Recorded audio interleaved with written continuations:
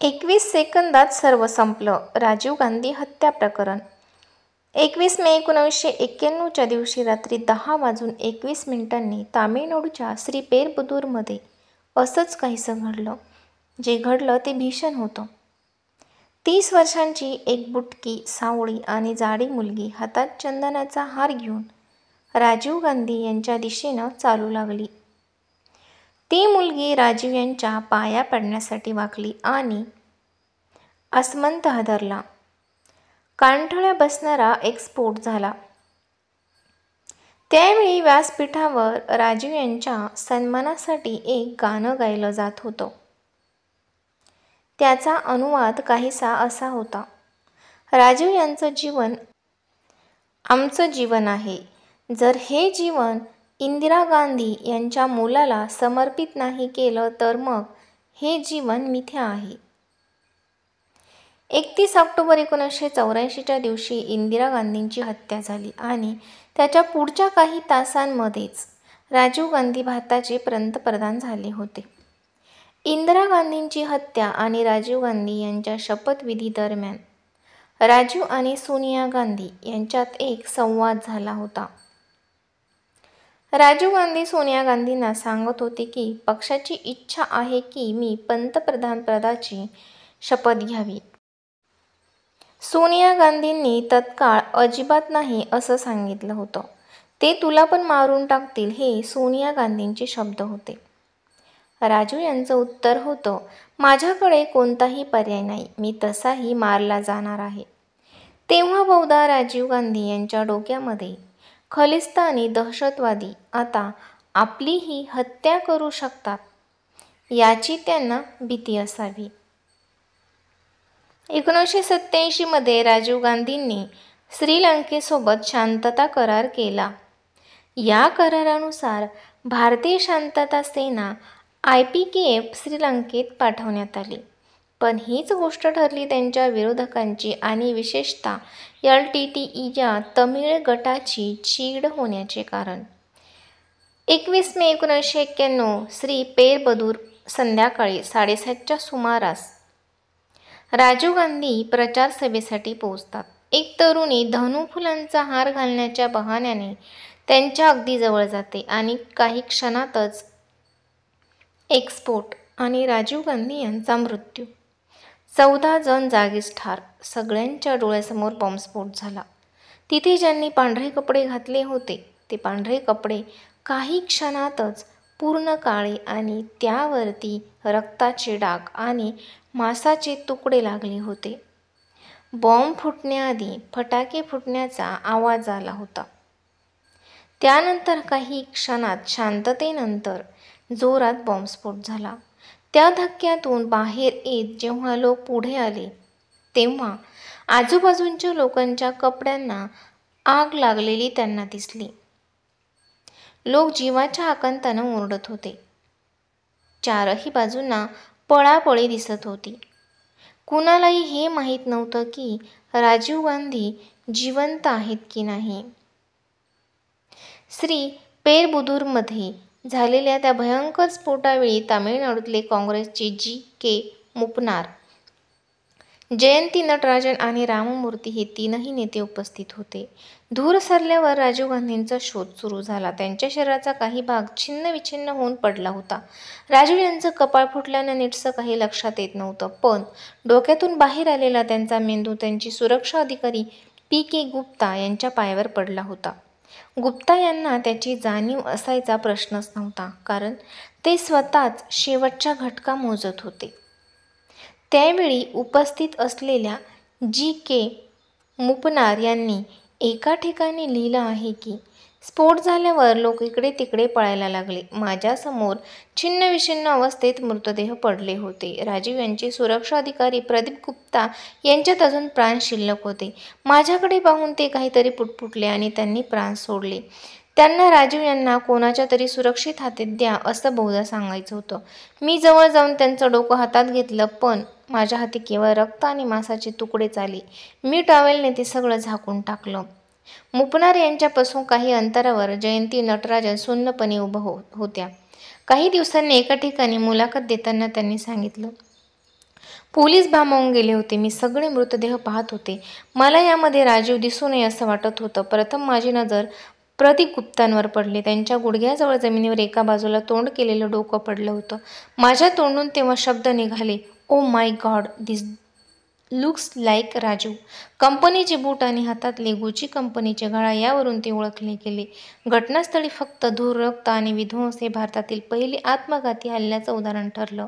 राजीव गांधी यांना निशाणा बनवून एक बॉम्बस्फोट झाला आहे अशी माहिती नलिनी यांनी जॉर्ज यांना दिली, पण ही बातमी सोनियांना देण्याचा धीर जॉर्ज यांना झाला नाही. 10:50 पुन्हा घरातल्या टेलिफोनची रिंग वाजली. फोन चेन्नईहून आला होता आणि यावेळी फोन करणाऱ्याला काही करून जॉर्ज किंवा मॅडमशी बोलायचं होतं. त्यानं सांगितलं की तो गुप्तहेर खात्याचा माणूस आहे. काळजीत पडलेल्या जॉर्ज यांनी विचारलं की राजीव कसे आहेत. फोनवरचा माणूस 5 सेकंद शांत राहिला, पण जॉर्ज यांना ही 5 सेकंद मोठ्या काळाप्रमाणे वाटली. जॉर्ज यांनी कातर आवाजात पण काहीसं ओरडूनच विचारले की तुम्ही राजीव कसे आहेत हे सांगतात की नाही. फोन करणाऱ्यानं सांगितलं की ते आता या जगात नाही आणि फोन बंद झाल्याचा आवाज आला.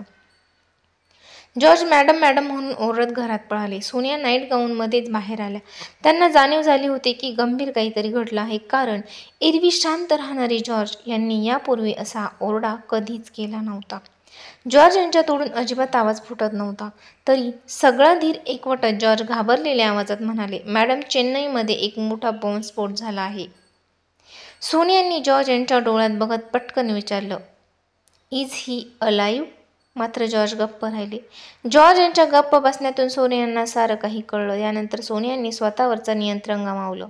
10 जनपदच्या त्या भिंतींनी सोनियांचं हृदय पिळवटून टाकणाऱ्या करुण किंकाळ्या प्रथमच ऐकल्या. सोनिया खूप जोरात रडत होत्या. बाहेर गेस्ट रूममध्ये हळूहळू येणाऱ्या काँग्रेसच्या नेत्यांना त्यांचा आवाज स्पष्टपणे ऐकू येत होता. तिकडे सर्वप्रथम राज्यसभेतले खासदार मीम अफजल पोहोचले होते. त्यांनी मला सांगितले की सोनियांचा रडण्याचा आवाज बाहेर ऐकू येत होता. तेवढ्यात सोनियांना अस्थम्याचा जोरात झटका आला आणि त्या जवळपास बेशुद्धच झाल्या. प्रियांका त्यांचं औषध शोधत होत्या, पण त्यांना औषध मिळालंच नाही.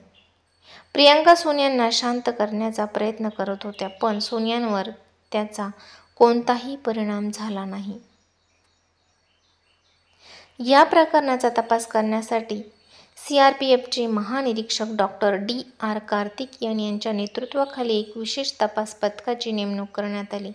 काही महिन्यातच LTTEच्या 7 सदस्यांना या प्रकरणी अटक करण्यात आली. प्रमुख आरोपी शिवराज सन आणि त्याच्या साथीदारांनी अटक होण्याआधीच सायनाईड घेऊन स्वतःला संपवून टाकलं.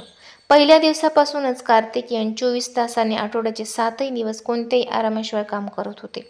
ते दररोज रात्री 2 वाजता कामानंतर काही तासांची झोप घेण्यासाठी गेस्ट हाऊसवर जायचे. सगळा तपास 3 महिन्यात संपला आणि फॉरेन्सिक रिपोर्ट यायला वेळ लागला. हत्येला 1 वर्ष होण्याआधीच कोर्टात चार्जशीट दाखल केली होती. CBI व स्पेशल इन्व्हेस्टिगेशन टीमने तपास करत लवकरच सिद्ध केले की हल्ल्याचा कट LTTEने रचला होता. अनेक सहकाऱ्यांना अटक करण्यात आली होती. 24 लोकांवर खटला चालवण्यात आला. त्यापैकी अनेकांना मृत्यूदंडाची शिक्षा सुनावण्यात आली. काही दोषींनी वर्षानुवर्ष तुरुंगात भोगल्यानंतर मानवतेच्या आधारावरती त्यांची शिक्षा कमी करण्यात आली. या हत्येचा भारताच्या सुरक्षा यंत्रणांवरती खूप मोठा परिणाम झाला. पंतप्रधानांच्या सुरक्षा व्यवस्थेत आमूलाग्र बदल झाले. राजीव गांधी यांची हत्या खरं तर श्रीलंकेतल्या LTTE म्हणजेच लिबरेशन टायगर्स ऑफ तमिल इलमने केली, पण तसाच प्रयत्न खलिस्तानी दहशतवाद्यांनी देखील 2 ऑक्टोबर 1986 मध्ये राजघाट नवी दिल्ली येथे केलेला होता. इंदिरा गांधी यांच्या हत्येला 2 वर्ष पूर्ण होण्याआधी काही दिवसांचाच अवधी बाकी होता, पण त्याआधीच राजीव गांधी यांची हत्या करण्याचा कट आखण्यात आला होता. करमजीत सिंग नावाच्या तरुणानं तो आखला होता. त्यासाठी त्यानं स्थळ निवडलं होतं नवी दिल्लीतल्या राजघाटावरच्या महात्मा गांधींच्या समाधीचं. दरवर्षी महात्मा गांधींच्या जयंतीनिमित्त देशाचे पंतप्रधान त्यांना अभिवादन आणि प्रार्थना करण्यासाठी इथं येतात, याची त्याला माहिती होती. तिथंच राजीव यांना मारण्याची संधी असल्याचं करमजीत सिंगच्या लक्षात आलं होतं. त्यासाठी त्याने पूर्वतयारी देखील केली होती. कुठून कसा हल्ला करता येईल याची त्याने चाचणी पण केली होती. महात्मा गांधींच्या समाधीच्या मागच्या बाजूला यमुना नदीचा काठ आहे. तिथं झुडपांचं जंगल आहे. समाधीच्या कंपाऊंडच्या मागे लपून तिथल्या झुडपांमधून हल्ला करण्याचा त्याने प्लॅन केला. कारण तिथून थेट महात्मा गांधींची समाधी दृष्टीपथात होती आणि तिथं दर्शनासाठी आलेल्या माणसावर निशाणा साधणं सोपं होतं. परिस्थिती आणि परिसराचं नीट आकलन व्हावं म्हणून त्याने 25 सप्टेंबरपासूनच तिथं तळ ठोकला. राहण्यासाठी काळ्या प्लास्टिकच्या कापडाची 10 फूट उंचीची झोपडीसुद्धा उभारली. भूक लागल्यावर खाण्यासाठी चणे, पाण्याचा कॅन, रात्री मच्छरांपासून संरक्षण व्हावं म्हणून मस्किटो रिपेलेंट क्रीम, ब्लँकेट, महत्त्वाची औषधं, एरंडेल, टूथपेस्ट आणि काही धार्मिक पुस्तकं अशा सर्व गोष्टी जमवल्या. खरं तर इंदिरा गांधींच्या हत्येनंतर भारतीय पंतप्रधानांच्या सुरक्षेत आमूलाग्र बदल करण्यात आला होता. शिवाय गांधी कुटुंबियांच्या सुरक्षेतही वाढ करण्यात आली होती. 2 ऑक्टोबरला राजीव गांधी यांच्यावर हल्ला होऊ शकतो असा अलर्ट गुप्तचर यंत्रणांनी आधीच दिला होता. त्यांनी क्लीन शेव असलेला शीख तरुण यांच्यावर हल्ला करू शकतो अशी माहितीसुद्धा पुरवली होती. हल्ल्याचं वार्तांकन करताना इंडिया टुडे मासिकानं तेव्हा प्रकाशित केलेल्या लेखात याचा सर्व बारीक-सारीक तपशील देण्यात आला आहे.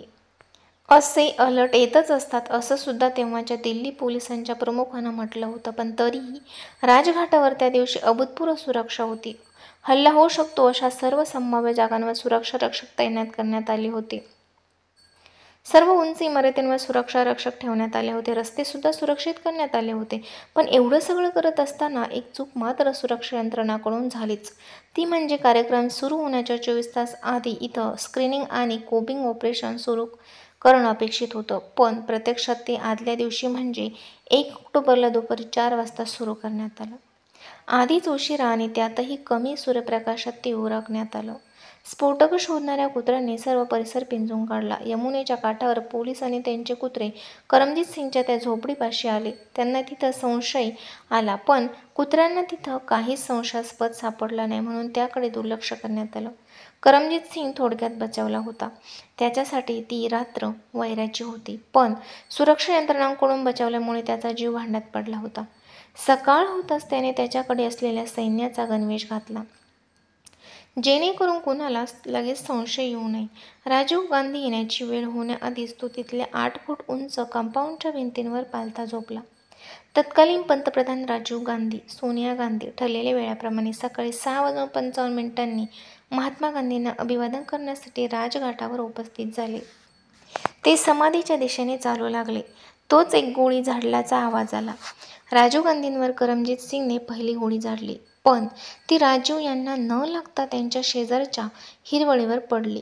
सुरक्षा यंत्रणांनी लगेचच राजीव गांधी यांना घेरलं, पण राजीव गांधी यांनी पुढे चालणं सुरूच ठेवलं. बाहेर उपस्थित असलेल्या दिल्ली पोलिसांना तो स्कूटरचा आवाज असल्याचा संशय आला, पण तिथं उपस्थित असलेल्या साध्या वेशातल्या सुरक्षा रक्षकांना वेगळाच संशय आला. त्यांनी तात्काळ लॅब्रेडॉर कुत्र्यांना पाचारण करून शोध सुरू केला. तिथल्या लॉनमध्ये राजीव गांधींना न लागलेली ती गोळी सापडली. तेवढ्यात तत्कालीन राष्ट्रपती ग्यानी झैल सिंग यांचं आगमन झालं. गोळीबार झाल्याचं लक्षात आल्यानंतरही प्रार्थना सभा सुरू करण्यात आली. आता स्पष्ट झालं होतं की कुणीतरी राजीव गांधींना लक्ष्य करत आहे. त्यांच्या जीवाला इथं धोका आहे. पोलीस, एसपीजी आणि इतर सुरक्षा यंत्रणा तात्काळ अलर्ट झाल्या होत्या. ज्या ज्या ठिकाणाहून गोळी झाडली जाऊ शकते त्या प्रत्येक ठिकाणी मारेकऱ्याचा शोध घेण्यात आला. सुरक्षा रक्षकांनी तिथल्या प्रत्येक उंच झाडाची तपासणी केली, पण कुणीच सापडली नाही. मग बाहेरच्या दिशेला असलेल्या इमारतींमध्ये शोध मोहीम राबवण्यात आली. तिथंही त्यांना काहीच सापडलं नाही. पुन्हा एकदा सर्वांच्या नजरेतून करमजीत सिंग आणि त्याची ती झोपडी सुटली होती. तिकडे प्रार्थनेचा कार्यक्रम सुरूच होता. राजीव गांधी, सोनिया गांधी, राष्ट्रपती ग्यानी झैल सिंग आणि इतर व्हीआयपी मंडळी प्रार्थना सभेत काही काळ बसली. तोपर्यंत 8 वाजले होते. त्यानंतर मात्र राजीव गांधी उठून पुन्हा बाहेर जायला लागले. तेव्हा करमजीत सिंगला दुसरी संधी मिळाली. त्याने त्याच्या जर्मन बनावटीच्या 12 रिव्हॉल्वरमधून बरोबर 8:10 दुसरी गोळी राजीव यांच्या दिशेने झाडली. त्याचा हा नेमसुद्धा चुकला होता.